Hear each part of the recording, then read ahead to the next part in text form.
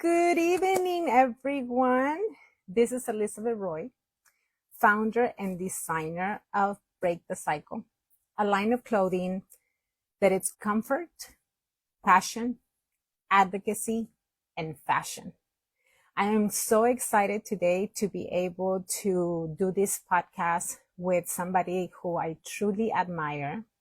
Her name is Rosa Maria Smith. Tiene nombre de actriz de telenovela, ¿verdad?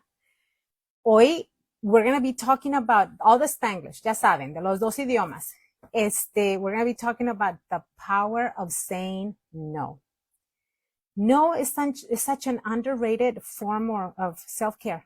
And yet we have such a hard time doing that for us. And I know that anybody that connects with us today, they're going to be like, yep, they're talking about me. I go through that all the time. So take it as a cafecito with a friend. And although you are not in the camera with us, you are in the same group because we can relate to all of this. So thank you so much.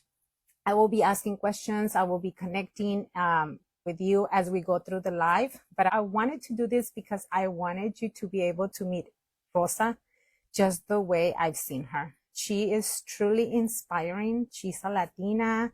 She has a strong voice. And I want to make sure that I use every minute so that you get to know her the way I get to know her. And I see her. She's like, I'm right here. Hold on. Do you see my be authentic here? Ooh, be authentic. Yes. Oh yeah, I didn't know whether to get started with un bailecito porque both of us are like always like, eh. Maybe we can. I think that's actually a great way to start. I know, right? Nos ponemos a bailar like always. Oye. Don't give me any ideas because I'll play some music real quick. Hey, why not? You can have it on the background, and then every time we get stuck, we're like, órale, a bailar. How are you? I am doing really good, and let me tell you that I've been thinking about you all day because I'm like, es que una hora is not enough, right? It's not. And so the same way that I've had an opportunity to get to know you, I want everybody to get to know you because you're freaking amazing. I love you. I just love how you see the light in me and I also see the light in you. So it goes both ways, my love. Absolutely. Absolutely. So I want you to like chillax, right? I want you to relax, relajadita, porque esta es una plática entre amigas de las cosas que vamos navegando por este proceso de vida, ¿ok? Y yo sé que muchísima gente se va a ver muy identificada en lo que vamos a platicar porque vamos a llegar hasta donde tú me dejes llegar, porque ya sabes que yo soy bien intensa. You are, and I love that about you. Eso es lo que más me encanta de ti, que eres intensa, pero eres auténtica. Yes. Authentic. Yes.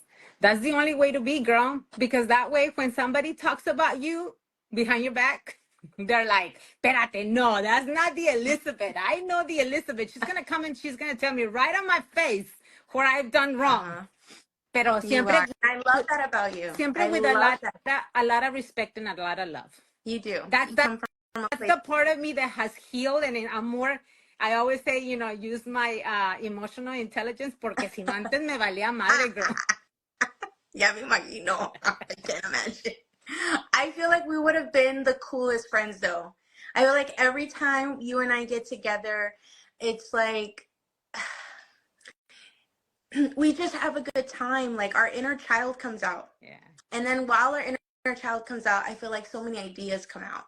So I don't know what it is. It's something, there's an alchemy to our friendship, our connection, and I'm just so grateful. I think it's when you feel safe around certain people, then you really don't hold back. No. Oh, yeah. That's what it is. You don't hold back because you act silly, or you can say exactly how you're feeling and you don't feel like that's going to be used against you, right? Yes. So I think and also in the same token, even in the most like awkward situations, right? We could think of so many, right? We have always held each other accountable, and we have been very transparent, like in every word of the sense. And I think that there's something freeing about that, of just saying what you have to say and just like expressing what you have to express without feeling like you might hurt someone's feelings, or you know, they might feel some type of way about what you say. And I think that's the beauty about our friendship, is that I feel like, you know, you could do that with me. Like, Rosa, ya pasaron 3 minutos, you're late. ¿Dónde andas? ¿Te andabas peinando? ¿Por qué no te preparaste más temprano? Like, I won't take it the bad way if you said it that way, because I'd be like, oh, she's holding me accountable. Love that about her. You do the same thing for me, because like I've said some things, right, when I'm working on something, and then when I reach out to you, you're like, no, like maybe that's not what it was meant, or maybe like you still like you give me more options or outlooks on how to look at things in a different way. And you know, and so that helps me too, because if I'm in a place where I'm really pissed off, right, estoy bien encabronada, like I need somebody to go, bájale a los humos, Elizabeth, espérate tantito. Like, you have to, you know, mira, acá hay otra salida, or maybe this is what it was meant to be. So that's what I love about you. You're the perfect person that anybody can call, that has access to you, because not everybody deserves that access either. I keep on saying this. Not everybody deserves that access.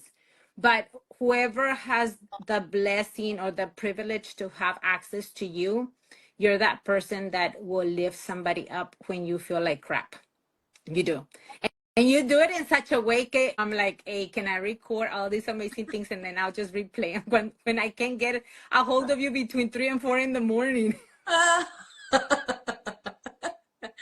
Thank you, my friend. I feel the same way. I actually, and again, this is an authentic conversation. We get in our minds about, do we have the right to say things, right?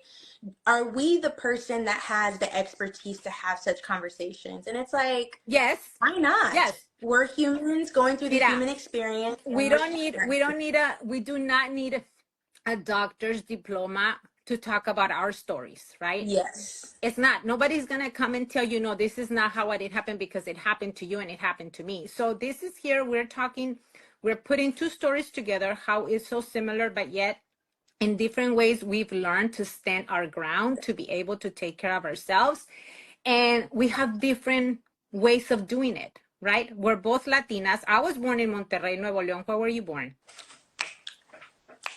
Where were you born? San Diego, California. Oh my God. Okay. Yes. Pero tu descendencia de tu familia, ¿de dónde es? So my mom is Mexican from Zacatecas. I am a proud first-generation Mexican. I'm very proud of my roots. And I'm also African-American. My dad is from California. I grew up the majority of my life with my mom's side of the family. So I grew up listening to corridos, El Rancho, you know, listening to Los Cadetes de Linares. And then my grandma is over here with her, like talking to the family and the bonchinche of the week. Like it's a beautiful upbringing that I have to say that I had. Watching my grandmother make enchiladas, mole, and family come. I just got to see the beauty of Mexican, like immigrant Mexican culture, and I would not trade that for anything. So though I look, and that's the thing, I think growing up, even now as a 35-year-old, I am barely embracing my own identity as a Afro-Latina, because it's been so hard to fit in either category, because I don't really I look like I'm African American phenotypically, but it's been interesting. It's been an interesting challenge to try to fit in. So as a child, en la casa yo hablaba en español y me comía mis tacos de frijoles, y like as soon as I left the house, like I stepped out of the door, I was considered African American, and it was very hard for me to understand that as a kid. And then even dealing with, you know, discrimination as a child in elementary, I was so confused, because I'm like, I thought I was Mexican. Like, I was so confused. So anyway, through that experience, it has helped me to understand other people that come from different backgrounds that are misunderstood, whether it be by the way they look or what they believe in, because I've grown up in that. And I think it's a gift now. Like, I think it truly is a gift because I can empathize with other people and their backgrounds. So I'm listening to you, and it's like, when I grew up, I was born in Monterrey, Nuevo León. Then I moved here, and I wanted so. Hey, this has to be another podcast. I wanted so much to fit in, that I started like dressing a certain way. I would only try to hang up with girls that spoke English, even though I didn't understand a word, because I wanted to learn, but I also wanted to be accepted. And then for a long time, I didn't listen. I didn't want to listen to corridos. They just brought up like a different sense for me. I was like, I don't like them, right? But then it was like a full transformation when you really understand who you are. And then you bring so much pride of being Latina that you don't think about it as I have an accent. Now it's like I can speak two languages. Me puedo pelear en dos idiomas, right? Like it's so much of like rich culture and everything that we have to offer, that now there's no one in this world that can come and tell me anything else, because I love being Mexican. I love this country for everything that has offered to me, and for allowing me to grow into the person that I am today. But I wanted us to like dive in on how have we navigated all these years with one simple word of saying no, because no is a complete sentence.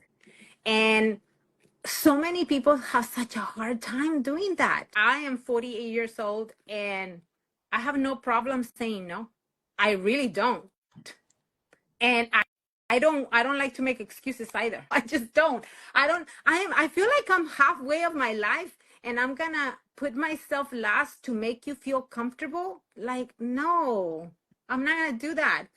And so I wanted to talk to you about this, because you and I, in our conversations, we have a lot of stories to tell, and a lot of experience with in our professional world, right, and in our personal area, of when it's important to stand your ground and say no. So for starters, I want you to tell me one out of 1,000 that you have, when you've had to say no, but it took a lot of power to say it. We always have this whole thing in our head of, if I say no, what are going to be the consequences? If I say no, is it going to be like the aftermath? Am I going to be isolated? If I say no, are people going to like treat me differently? If I say no, what do I have to give up if I say no, right? So even though it's such a simple word, like you do think about what could possibly be the consequence, and if you're okay with the consequence. yes. So tell me about one moment where you've had to say no, and it took everything out of you to stand in your power. Yes. So first and foremost, guys, I'm a work in progress right now, and I'm saying that because I want to be positive about it. I I'm a people pleaser. I'm not a people pleaser anymore. I'm working on no longer becoming that through saying no. And for those of you that are listening to this episode, I want you to understand that it's more than just saying no. It's about being true to yourself, right? Think about the nights. I can just come up with a million examples because I'm a people pleaser. I've put myself in situations where I really wanted to say no, but I said yes. And so, how many times has it been where you're, a young adult, you're 24, y luego te invitan a salir? Ya estás bien cansada, tienes sueño, no te sientes bien, te duele la cabeza y como quiera te vas. ¿Por qué? Porque pues no quieres decir no, right?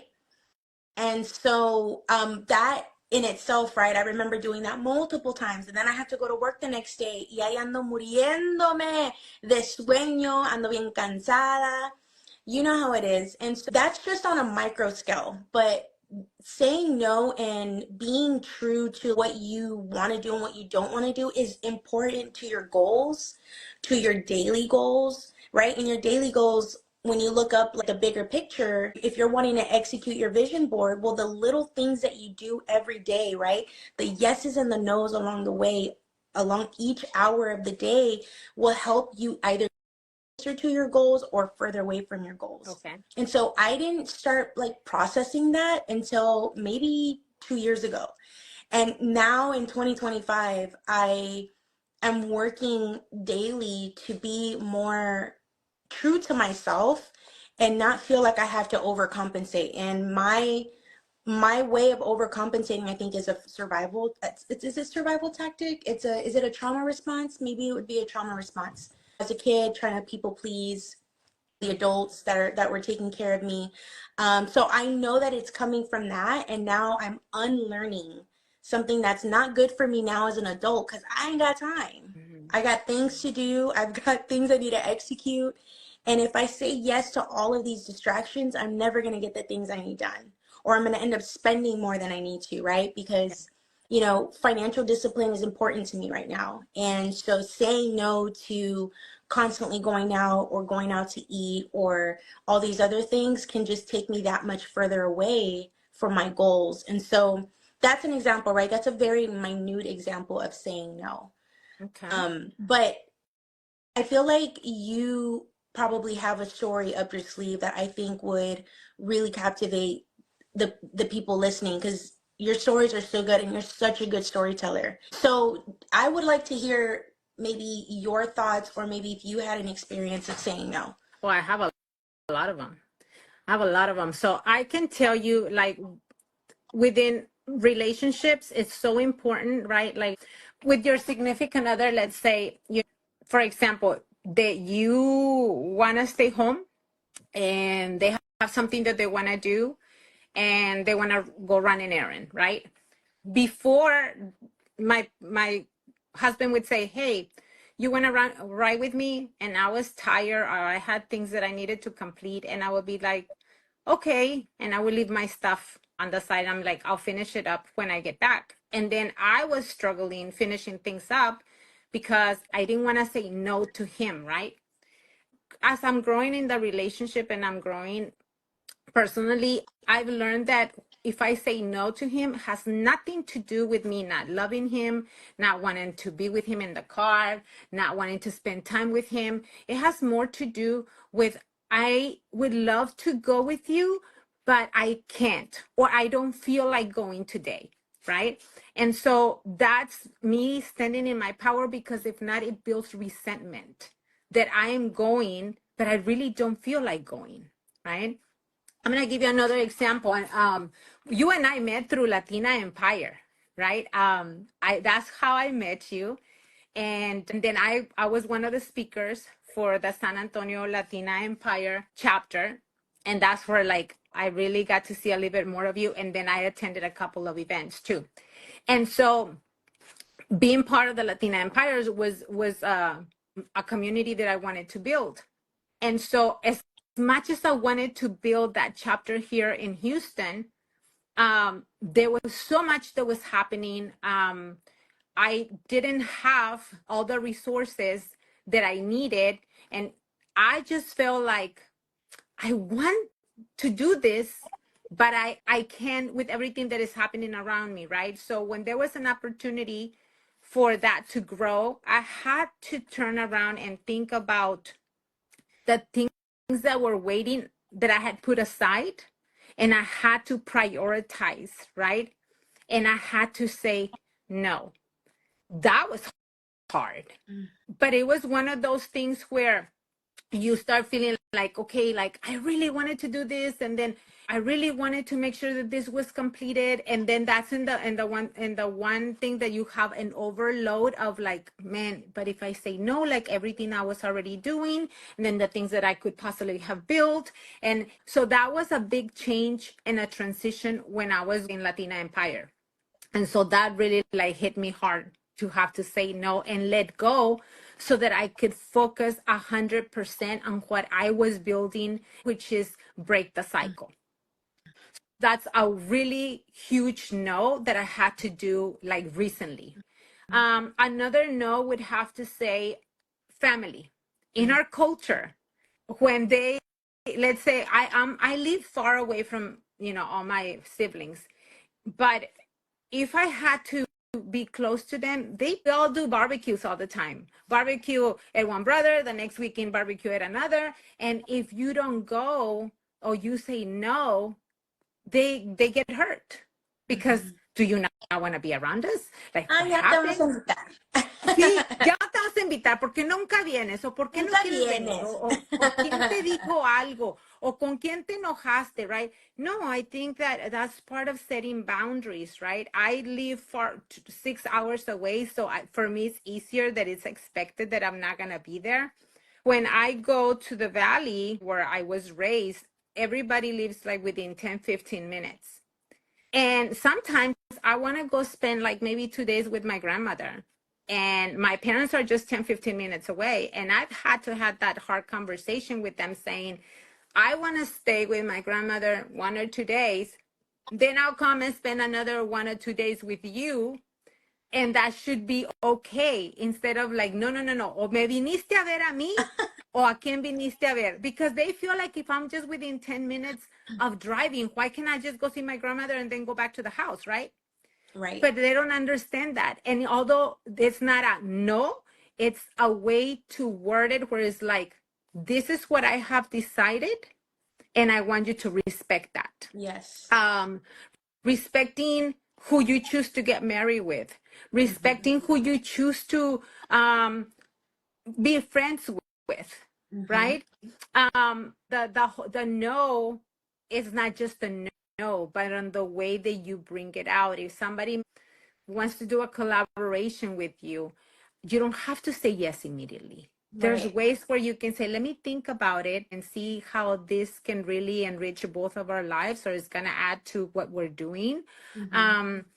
It's a no right now, but that doesn't mean it can be a yes later. Exactly. You go through this all the time because you work in real estate. No, it's not the end of the world either. When you also get a no, when you want to sell a house and it's a no, when I want to sell a t-shirt and it's a no, it's just redirecting me to pivot in a different direction.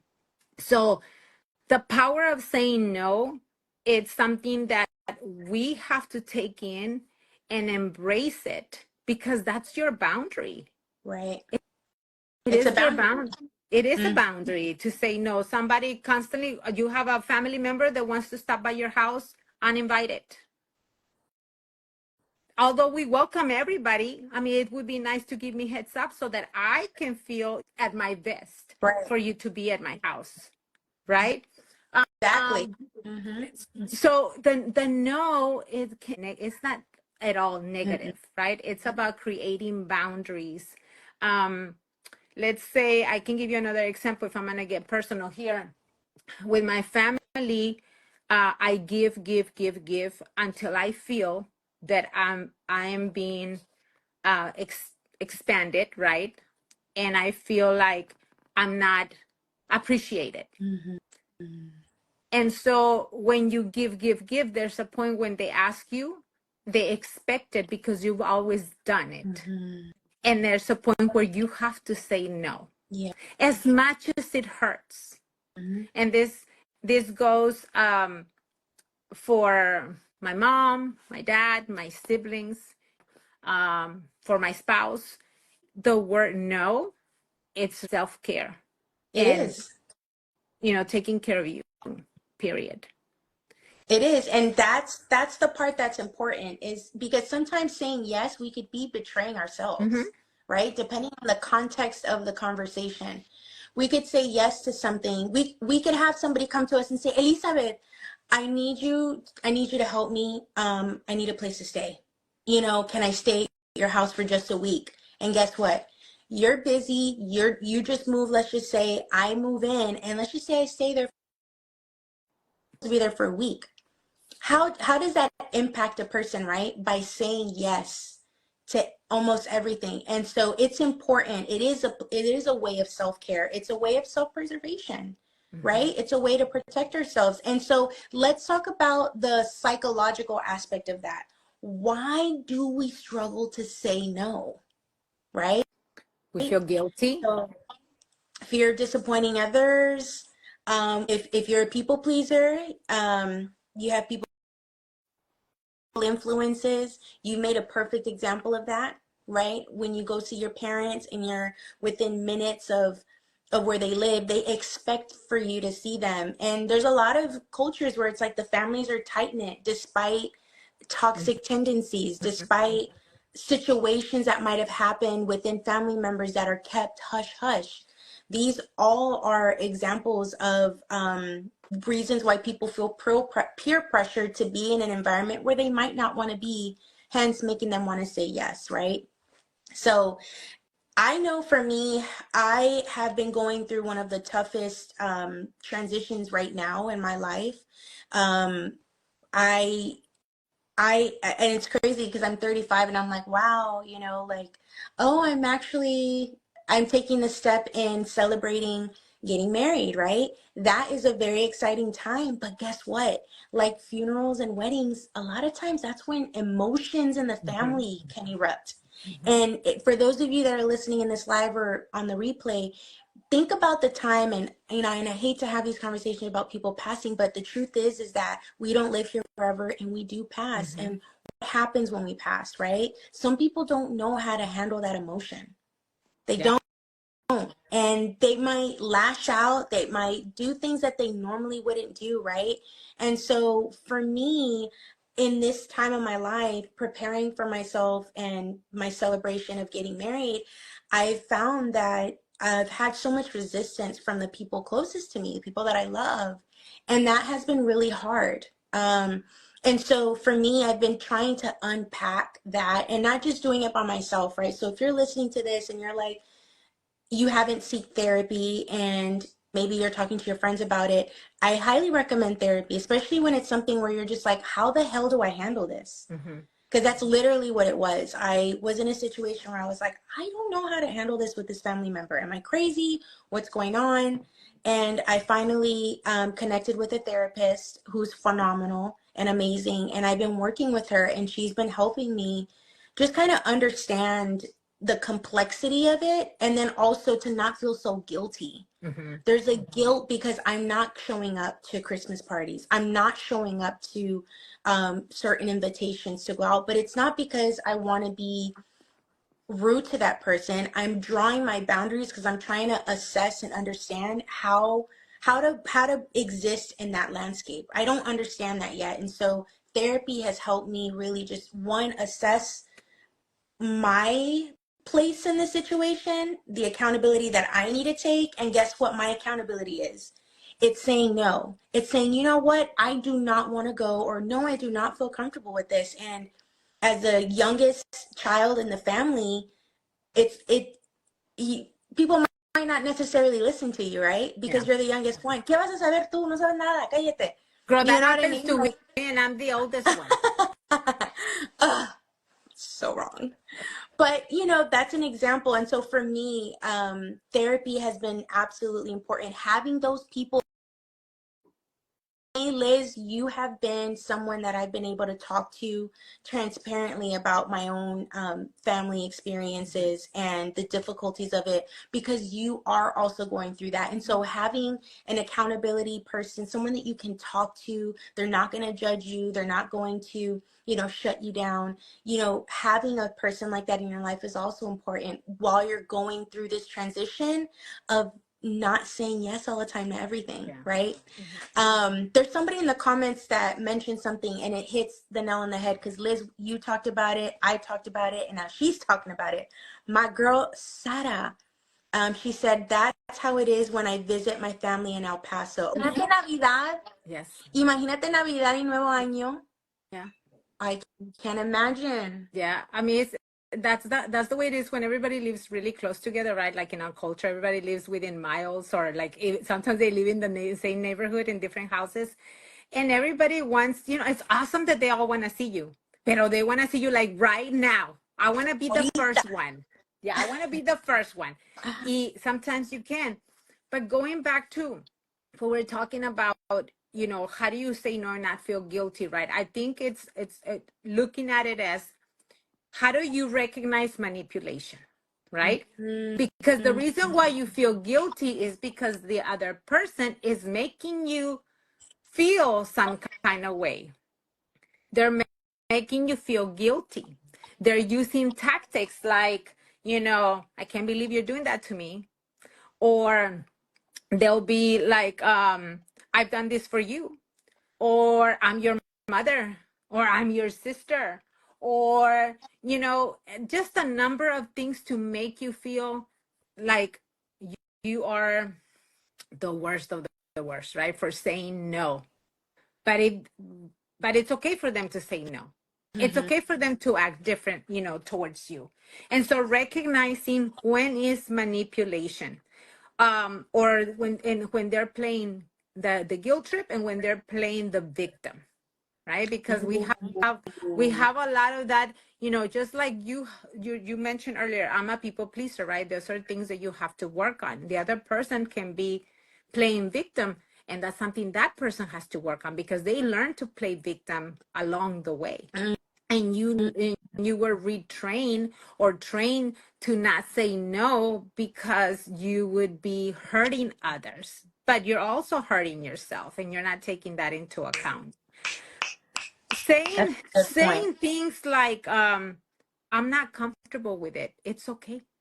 I'm not, Yes. because your feelings, as they're as important as the person that is asking you to do something that you don't want to do. Or reverse the psychology and say, why do you feel so comfortable saying that to me? Or That is so good. what makes you think that I have to do that for you? Mm-hmm. Like, why do you think that I have to do all of that for you? And then they have to explain why they feel that they're entitled to it. Instead of questioning why are you saying no? Well, why do you feel like I cannot tell you no? Right. And Those then are all it goes, also good. yes, that goes back to them explaining to you why they feel so entitled. And that's if they want to, because that might also cause a chasm, right? Mm-hmm. Oh, is this person being sarcastic? Is this person, but it's like we've come to a place sometimes in society where it's almost like you can't be too direct, but it's like, no, you have to be. And the more clear you are about what you want and what you feel comfortable doing, the better off and happier you are. Have you ever been in a situation where somebody didn't want to go somewhere?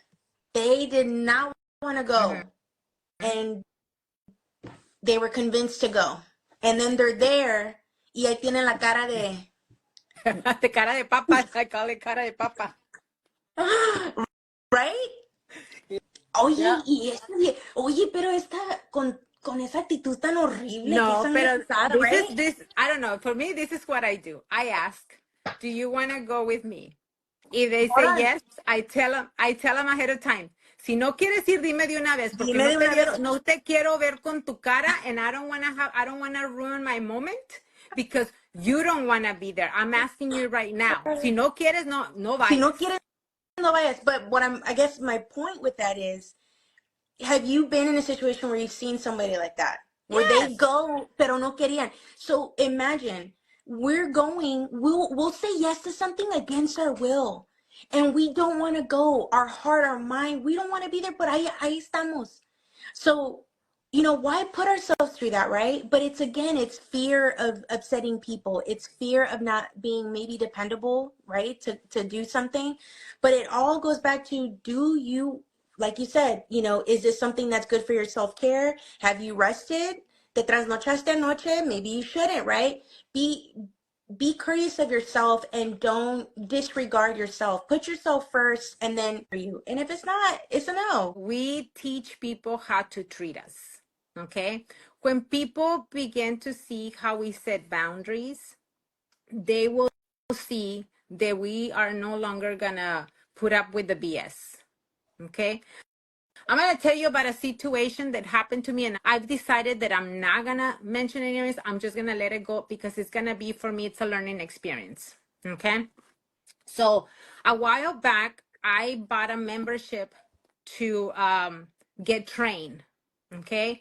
And I was gonna get trained for 3 months. And that person had purchased from me my gear. So I'm all about helping one another. Like you help me, I help you. We elevate each other.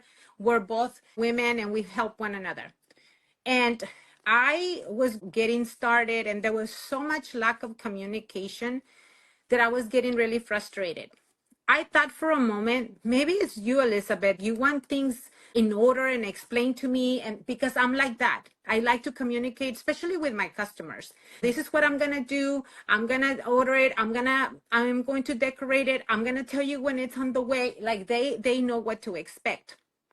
But I was expecting that from somebody else that it's in business. I had no communication.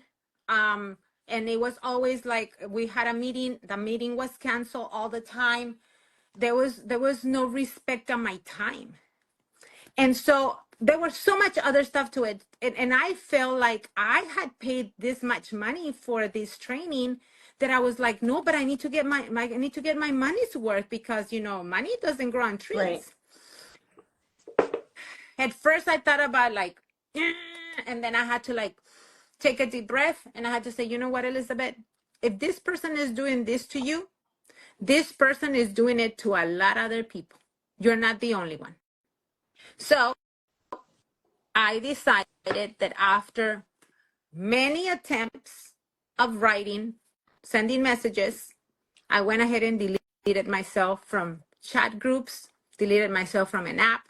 I deleted myself from any connection that was going to bring back to me any ugly feelings, negative feelings that I didn't want to carry with me. So I had to say no more, Elizabeth. Do not have an expectation or high expectations from somebody else that through all this time has not given you, the respect that you deserve. I paid for this program. Right? And it would be so easy for me to put out the name and blast and whatever, but you know what? I'm not going to do it because I have respect for myself. And when I say no to negativity, I'm saying yes to my mental growth and positivity in my heart. That was, man, don't mess with my money. Do not mess with my money because it was hard not making a phone call, not saying it out loud, not putting this person on blast. But I'm glad that I'm taking the high road on this and saying no to negativity and saying no to allowing myself to be played once and one more time. So when we talked about the power of saying no, the power of saying no is like saying break the cycle. Break the cycle. Break the cycle of every toxic pattern that does not belong in your life. It does not. Yeah, dice Ciania, eso, como las águilas, sí, volamos como las águilas. Porque it is not worth it. One of the things that hits me the hardest here is that we always talk about women empowerment. And until we learn, right, that it's truly elevating one another, no matter what, and helping one another when we see a gift in one another, until we learn that, we're always going to have this unevenness of women empowerment. There's a lot of women out there that are willing to help, but there's also a few that they need to do the work just like we're doing the work. And that's the power of me saying, no, Elizabeth, don't do it. Don't blast that name, Elizabeth. Because you're like, no, sooner or later, no, because right now it's really easy to get a negative review and it affects your business. Can you hear me? So much. Sorry. God, I get really upset when people that I love and I respect are taken advantage of, or they're not being treated with the same level of respect, right? In this case, this was a business transaction, but sometimes that has a lot to do with the way they feel about themselves, because then it's kind of like, well, why would you have something that you would sell and then not deliver on that? Like, and for me, and I think I'm so extreme. I'm like, I overthink on delivery, which is probably why I'm really good at customer success because I think about everything. Like any little thing will keep me up at night if I know I did not do this for somebody. If I know I did not do this for, you know, my clients. I do. And it's a good thing, but it's also bad because it's a lot of times it's like, no, Rosa, it's not, it's in your head and I'm already apologizing, nada pasó. But it's just me. And again, it goes back to, I think it's like a survival thing growing up and trying to appease my parents and make them happy. And I think now as an adult, I have to unlearn that because you can't say yes to everything and you can't keep people happy. La gente se va a enojar como quiera. Like you're never going to have the perfect situation with every single person. That's just what it is, right? 9-year-old adult, I am working on that. Like it's okay to disappoint people. It's okay to say no and someone to feel they're not happy with the outcome of what you said. That's okay. Because the last thing you want to do is say yes to something and then that affecting everything and I don't have time ni para limpiar la casa. No. Es que no. Or to sleep at least 7 to 8 hours. No, absolutely not. Why am I putting myself in these situations? And why am I putting myself last, like you said? So again, saying no is more than just a small decision. When you look at it in a macro sense of when you're truly true to yourself, no matter what the situation is, and know exactly what your goals are, and people come to you because opportunities and invitations and all the things are going to come to you, and it's okay to say no so that you can stay focused on what it is you're trying to execute in life, because life is short and that's important. So I'm so glad we had this conversation. I think it's important. We're gonna have to do a part 2. And by the way, this conversation, for everybody that's listening, this is very candid. Liz and I have not had, like, we did not say, hey, this is how we're going to talk about this. It was literally like, let's have a topic. I like it like this because then you get your true self. Somebody says one of the most difficult realizations is when you discover that mediocrity is excellent for many and that someone else's high value is a low value for you. Hey, come on now. Come on. Yes, that's a very good point because in Elizabeth, you over deliver. I have never met somebody that you over deliver. You are on it, girl. When it comes to your business, you go above and beyond. And the thing is that maybe not everybody has that instilled with them and within them to do. Prayers for more discernment, right?